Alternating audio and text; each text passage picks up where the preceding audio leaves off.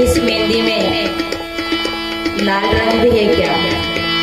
लाली देखन में चली जित देखो तितला। और लाली को ढूंढने जब हम चले तो लाली तो मिली नहीं। लाली देखन में चली जित देखे तितला। और लाली देखन में चली तो मैं भी हो गई लाला लाल। तेरे घट में राम गायर क्यों भटके, तारे घट में राम गायर क्यों भटके, तारा हृदय में राम गायर क्यों भटके, तारा हृदय में राम गायर क्यों भटके। हाँ ऐसी ऐसी हाँ मेरी मही गए, ऐसी ऐसी लाली माँ मेरी मही गई, ऐसी ऐसी लाली माँ मेरी मही गई।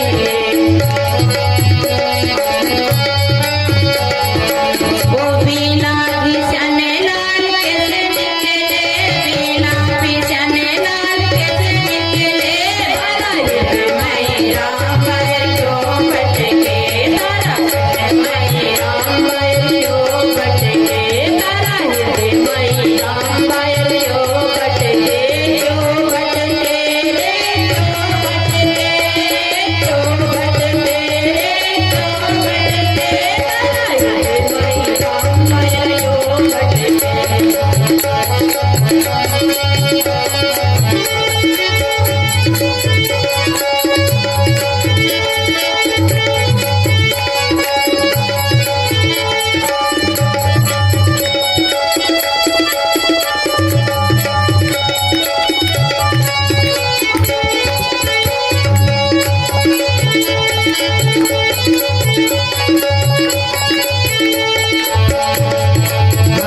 ऐसी ऐसी अग्नि लकड़ी मही गई, ऐसी ऐसी अग्नि लकड़ी मही गई, ऐसी ऐसी अग्नि लकड़ी मही गई, ऐसी ऐसी अग्नि लकड़ी मही गई, ऐसी ऐसी अग्नि लकड़ी मही गई, ऐसी ऐसी अग्नि लकड़ी मही गई,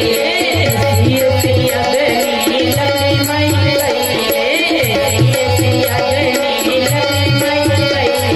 बिना घिसने आँख कैसे निकले, बिना घिसने आँख कैसे निकले, तारा घट में राम गायर क्यों भटके, तारा हृदय में राम गायर क्यों भटके, घट में राम गायर क्यों भटके, तारा हृदय में राम गायर क्यों भटके, तारा हृदय में राम गायर क्यों भटके।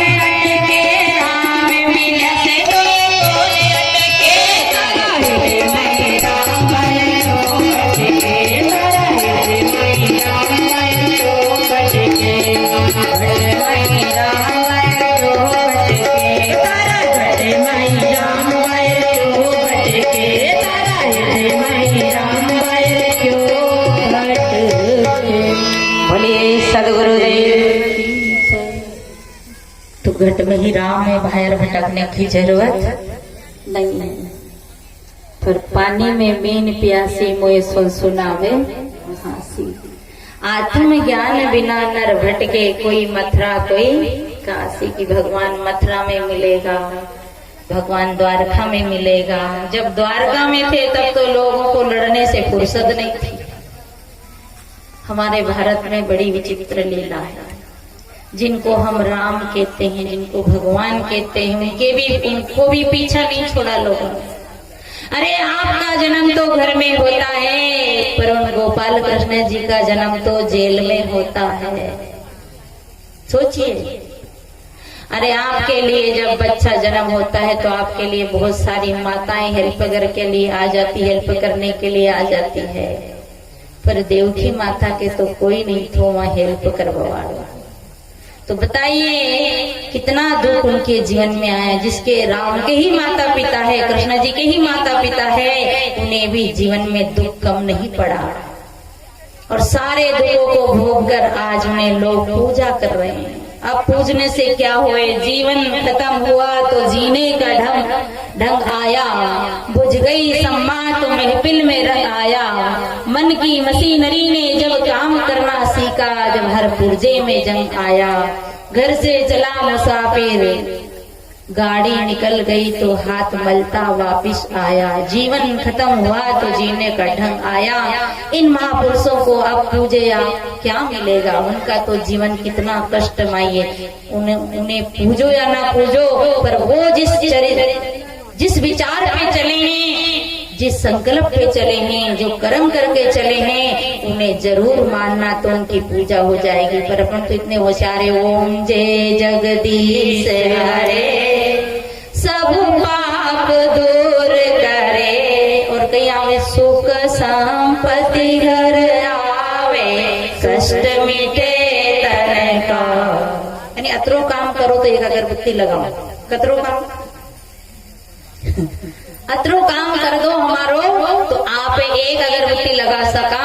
और 4 आना 5 आना 8 आना की प्रसाद चढ़ा। 5 रुपया की पूरी नहीं चढ़ाओ, 5 रुपया की प्रसाद में एक चिरंजी को दानो आप चढ़ा सका। कतरो काम करो कि एक तो सुख संपत्ति सीधी चली आवे, मैं मेहनत नहीं करना पड़े, पढ़ना नहीं पड़े, खेत में पानी नहीं फेरना पड़े, और स्कूल नहीं जाना पड़े, कोई परिश्रम नहीं करना पड़े, सुख संपत्ति चली आवे। और दूसरों और क्या, कष्ट मिटे तन का।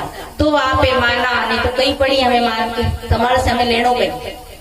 ईमानदारी से बताइए, कोई भगवान की भक्ति करता है क्या? ईमानदारी से बताइए, अपने दिल पे हाथ रख करके कोई भी भगवान की भक्ति नहीं करता है, नहीं करता। और जो करता है तो अपने कमाई के लिए करता। पास हो जाऊं तो 5 रुपया नहीं 500 रुपया का लड्डू चढ़ाऊंगा हनुमान जी, पास हो जाऊं। फेल हो जाए जब भी चढ़ावे कहीं, बता जो चढ़ावे फेल हो जाए जब कोई ने 500 रुपया का लड्डू चढ़ाया, ऊंचा हाथ करो कितने लोग फेल हुए ने 500 रुपया का लड्डू चढ़ाया। और चुनाव जीत जाऊं तो जरूर गांव भर का भंडारों खिलाऊं। और हार के भी कोई भंडारों खिलाए नहीं खिलाओ। पक्का बेईमान है, आप लोग की बात नहीं। खेजड़ा वाले तो ईमानदार है, जो बेईमान है उनकी बातें हैं ये तो बताओ। इसलिए कबीर साहब को कहना पड़ा, ऐसी दीवानी दुनिया भजन भावना पूजे जी। कोई आवे लड़को मांगे, घेवर हमको दीजिए जी। लड़को देवो तो बकरो चढ़ाओ, और नहीं देवो तो तुम्हारे बकरो नहीं चढ़ाओ। कोई आवे धन का भूखा, भेंट रुपया लीजिए जी। 1 रुपया 5 रुपए की प्रसाद चढ़ावे। धनियों अच्छा भाव से बिके, गेहूं अच्छा होवे, हमारा गेहूं खराब नहीं हो जा, मसूर खराब नहीं हो जा। हनुमान जी देखता रहियो, यही बेटिया आप चौराया पे गड़ा नहीं आ जा। गड़ा सामान लोगा तो गांव का सब मिलके 10-10 किलो का भंडारा करेंगे। वाह रे बेईमान, 100 कुंटल गांव निकले जब 10 किलो को भंडारो करे। वाह वाह भगत, देखो तो यहाँ का भगत का तमाशा तो देखते। कबीर साहब कहते देख देख जी अचरज होई ये पद बूझे बिरला कोई। सत्य को कोई नहीं पूछता है। अच्छा देवता चाहिए क्यों? इसीलिए चाहिए, गरज पड़े इसलिए चाहिए, नहीं तो कोई नाम नहीं ले। इसलिए कबीर साहब क्या कहा? दुख में सुमरण सब करे, सुख में करे ना को, जो सुख में सुमरण करे तो दुख काहे को हो। फिर दुख क्यों होए? पर दुख में तो कोई सुमरण नहीं कर, सुख में तो कोई नहीं करता। आज दिन तक सुख में तो कोई बिरला होगा, दुख में याद करे। दुख में तो सारा ही देवता एक साथे ही है। हनुमान जी, भैरू जी, बालाजी, काला जी, गोरा जी, लाला जी, फूला जी। और शादी में गाना गावे नहीं, जन से गावे कि कहीं पानी नहीं आ जा, रोडी पूछ बजावे नहीं माताएं। भूला चूका कूड़ा में डूबिया, जड़ डूबिया, आपू खाण्या मरिया जिंदा। अब बताओ,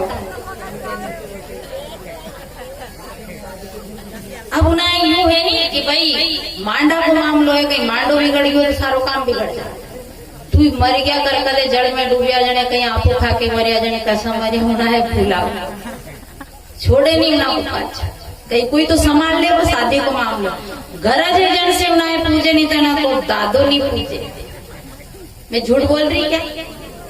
नहीं बोल रही माता जी, और बिल्कुल सही कह रही, आप सही सही कह रही, झूठ। तो ऐसी दीवानी दुनिया भजन भावना बूझे जी। कोई आवे लड़का मांगे ये वर हमको दीजिए जी, कोई आवे धन का भूखा बेट रुपया लीजिए जी, सोई करावे ब्याह सगाई सनत गोसाई लीजिए जी। जिनकी शादी नहीं हुई नहीं सोचे यार शादी वाला तो घना आनंद में हमारी कब शादी हो जाती है, बोले ना कि कुंवारी लड़कियां व्रत करे कि बाकी भी शादियां हो जाए, ये भी जाए बेचारे फंदा में पड़वा। अब प्रार्थना करें कि देवता भी सोचे कि अभी कहीं आशीर्वाद कहीं जंगल में झेड़ में जावा गाने तैयार बेटी ने आशीर्वाद देके नहीं कर। एक रजब जी नाम का संत हुआ, जो रजब जी दादू जी महाराज के शिष्य थे। बचपन से वो दादू जी महाराज के ही आश्रम में रहते थे। अब दादू जी महाराज के यहाँ रहते रहते रजब जी बहुत बड़े हो गए। घर वाले ने कहा कि बेटा शादी कर लो। मना तो किया थोड़ा थोड़ा, पर कुछ कुछ भीतर संस्कार होते हैं, ऊपर ऊपर नड़ जाते कई लोग, भीतर भीतर तो संस्कार होते हैं। तो कहा कि नहीं शादी नहीं करना। घर वाले ने ज्यादा प्रेशर डाला तो रजब जी का मन भी पिघल गया, चलो देख लेते यार शादी करके। अब शादी करने के लिए तैयार हो गए, दूल्हा बना दिया, घोड़ा पे बिठा दिया। और देवता धोखा बजावे नहीं, ऐसा अपने गुरु महाराज के चरण स्पर्श कराने के लिए ले गए गाते गाते। रजब जी घोड़े पे बैठे हैं दूल्हा बन के, और जब उनके चरणों में गुरु जी के दादू जी महाराज के चरणों में नमस्कार किया, प्रणाम किया। सबने कहा गुरुदेव अच्छा आशीर्वाद दीजिए इनको। जो रजब जी ने कहा कोई जेल में जाए उन्हें कौन आशीर्वाद करे? सज्जनों, जेल में जावा वाला कोई आशीर्वाद दे उन्हें पागल कहते हैं। एक जेल तो वो है जिसमें जमानत हो जाती है, कोई ना कोई दयालु जमानत दे देता है। पर एक जेल बड़ी विचित्र है। एक जेल में हथकड़ी में बांध कर ले जाते हैं और सबको दिखती है कि इन्हें अपराध किया है, इसके हाथ में हथकड़ी लगी है। पर एक अति सूक्ष्म जेल है जिनमें सब बंदिया है। वह हथकड़ी बता दो, वह हथकड़ी है गठजोड़ो, गठबंधन। वह जनधन से लगी नहीं, वह हथकड़ी पर वह है नहीं सोने की हथकड़ी जो दिखे नहीं। सोना तो आबाद हो, लोया की हो तो दिखे, सोना की है इसलिए किसी को दिखी नहीं, ना दिखेगी नहीं। किनको दिखेगी? जिनका जाग्या पूरबला भागे, गुरुजी आया पावण। मने जिनके घर में गुरुजी पावण आ गया तो गुरुजी ने सत्य लगा दिया, तत्व दिखा दिया, उन्हें दिखी किया जेल है। तो उन जेल में सब जावे, सब दौड़ दौड़ के जा रहा, ऐसे नहीं जा रहा, लाखों लाखों रुपया लगा के जा रहा, पर उस जेल की जने समझ आ गई नहीं, उसका तो जीवन ही बदल गया।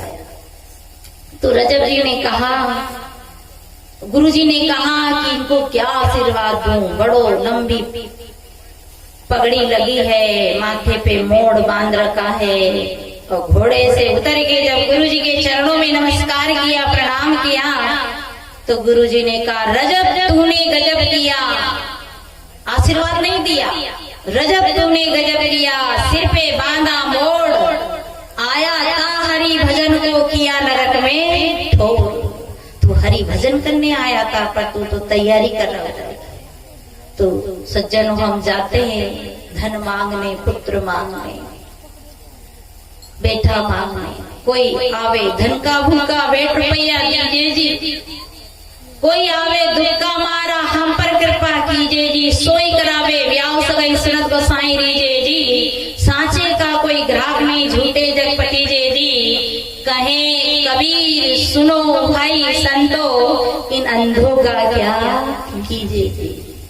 तो हम जो मांगे करते नहीं, अब बताओ, आपसे एक बात पूछूं, आपका शरीर में रोज 5 रुपए की सिंदूर लगावा, तो आप कितना दिन पसंद करेगा शरीर में सिंदूर लगवाना?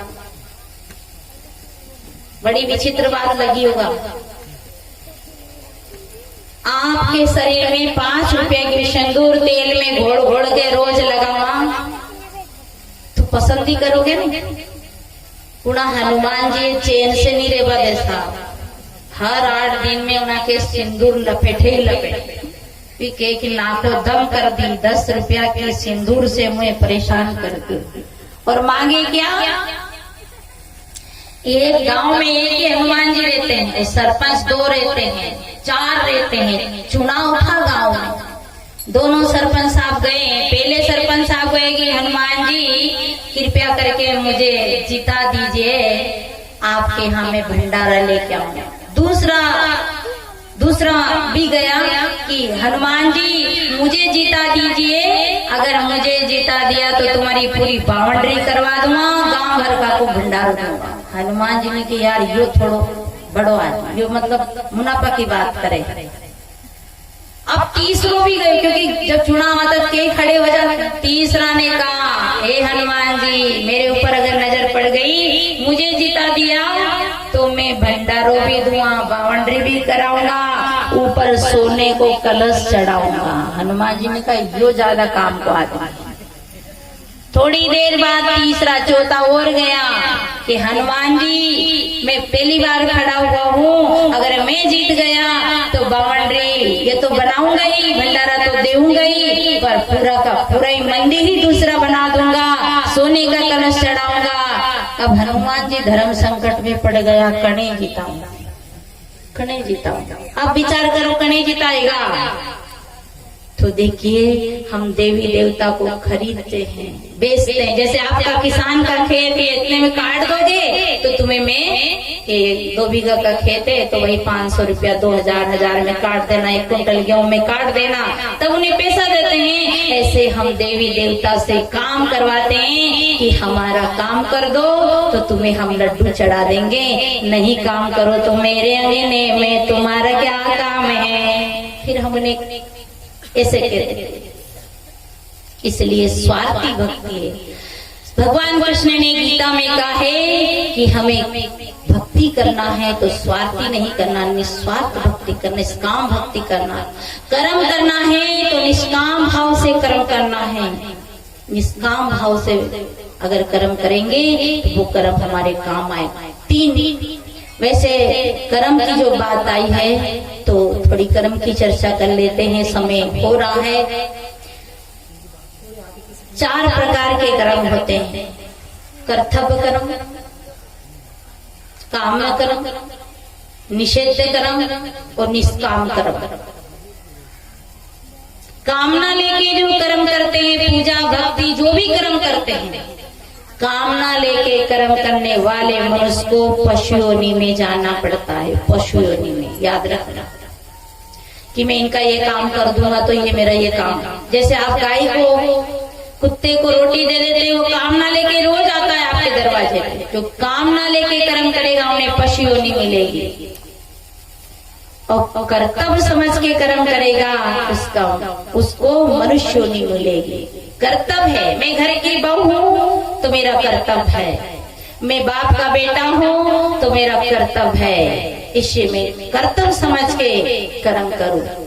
मैं विद्यार्थी हूँ तो मैं अपना कर्तव्य समझ के, अपने माता पिता का कर्तव्य समझ के पढ़ाई करूँ। मैं ड्राइवर हूँ तो मालिक का कर्तव्य समझ के बराबर मजदूरी लेके और गाड़ी चलाए, नहीं टायर ही बेच दे, पेट्रोल ही बेच दे। और अगर ऐसी बेईमानी करते हो तो जिंदगी में कभी गरीबी नहीं भगेगी, क्योंकि कर्तव्य से विमुख हो रहे हैं। बराबर बोल के लीजिए, आप मजदूर हो, किसी के गेहूं काट गए, धनियों काट गए, लहसुन लगा गए, मालिक को देखें जो डसर डसर चालो नहीं, हालो ही नहीं, तो 200 रुपया ले रहे हैं, बेईमानी का ले रहे हैं। कर्तव्य समझिए कि मेरा कर्तव्य, मालिक मुझे 200 रुपया दे रहा है तो बराबर उसके गेहूं को काटिए, उसके कोई फर्क नहीं पड़ेगा, पर आपकी जिंदगी की गरीबी कभी नहीं जाएगी। जो कर्तव्य से विमुख होता है उसका जीवन में कभी, उसके घर में कभी धन की बरकत नहीं होती है, धन बढ़ता नहीं, घट जाता है। इससे जो भी जहाँ भी रहो, हमारा कर्तव्य, कोई देखे ना देखे, पर खुद में खुदा बेटा है, राम बेटा है, वो जरूर देखता है। कोई जाने ना जाने, कहते भगवान के शेष आंखें हैं, जरूर है। तन की जाने, मन की जाने, चित्त की जाने चोरी, वो साहब सबकी जाने जिसके हाथ में है डोरी। इसलिए कर्तव्य समझ के कर्म करना। बहू है घर की, सासू तो है नहीं, सारो घोटालो करके ने पोछा दो सो पियर में। आजकल बहुआ आंसू घणो करे, यहाँ की नहीं करे ऐसे। यहाँ से बटवो भर भर के पैक कर ले, कभी 10 एड़िया, कभी 50 निकालिया, कभी 100 निकालिया। गलत कह रही क्या?